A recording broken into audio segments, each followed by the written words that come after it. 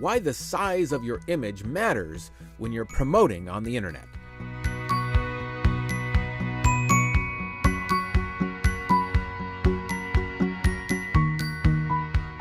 Hello, my name's Chet Davis. I'm delighted to be your technology tutor. In yesterday's video, we talked about the three most common types of images used on the internet: JPEG, GIF, and PNG. We kind of reviewed how a JPEG is great for colors, for images with lots of detail.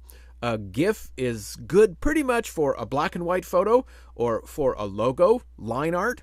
And a PNG file is important for your logo if you want to maintain transparency. If you missed that episode, go back and check that out. There's some good information there. Today I want to talk about the importance, though, of size. And why size matters on your images is that it affects the amount of time it takes your prospects, your customers, those people viewing your website, your blog, your training, your online course, whatever it takes to load that web page. And if you have multiple images on a single website, especially if it's a website like your landing page, or it's a page where you're trying to get people to pay attention to your message, to your program, to your products, people are busy. They're very important. They don't have time to sit and wait around for your images to load, even if they are the most beautiful images on the planet. So let's take a look at a very specific image with two different sizes and explain this in detail. So you can see I've loaded up the info box, the information box on my Mac computer here of two different photos. They're two different photos, but they're the same photo. This is an image I captured using my iPhone of the Golden Gate Bridge earlier this week as the tide was splashing up on the walkway here. And they're two different photos. The photo on the right is the image that I exported from my photo editing program at full size, at full resolution.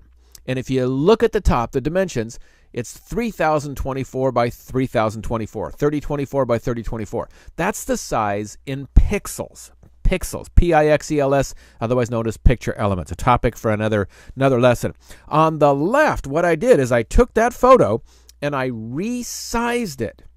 And you can see the photo on the left has a size in dimensions 450 by 450, 450 pixels by 450 pixels. So a significant difference in the size. Now, if you look at the photos up close, the photo on the right has much more detail. See the white splashes, the water, the foam?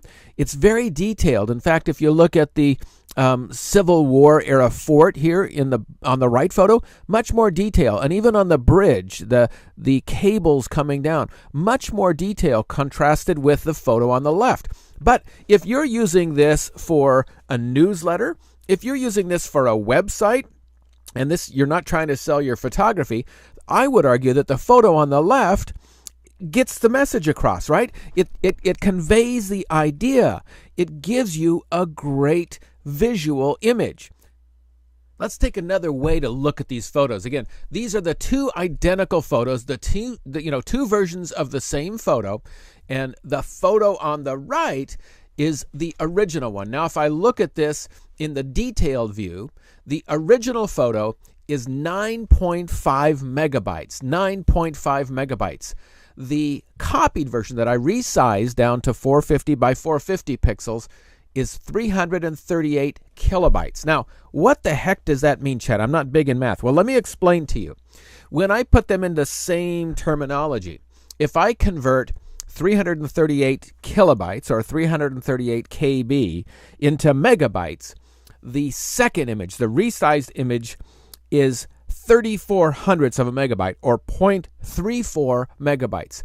You compare or contrast that to 9.5 megabytes, and there's a significant difference in the amount of data that would have to load on your web page.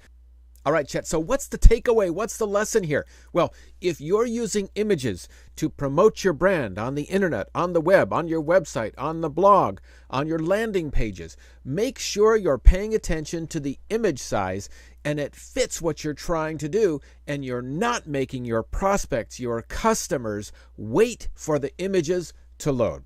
Now, you can request from your graphic artist, from somebody on Fiverr, from somebody who's doing work for you to create your logos and images, you can request different file sizes, okay? And you may want to pick different file sizes that are going to fit your needs. So maybe, a smaller one that you're going to use in newsletters, on websites, and a larger one and you're going to use inside of presentations, in your keynotes, in your PowerPoints, that kind of thing. You can also resize your images yourself pretty easily if you have somebody to show you. And guess what? That would be me. In fact, tune in tomorrow's program. I'll show you how you can easily resize images to fit your needs. Chet Davis, your technology tutor. Thanks for joining me today.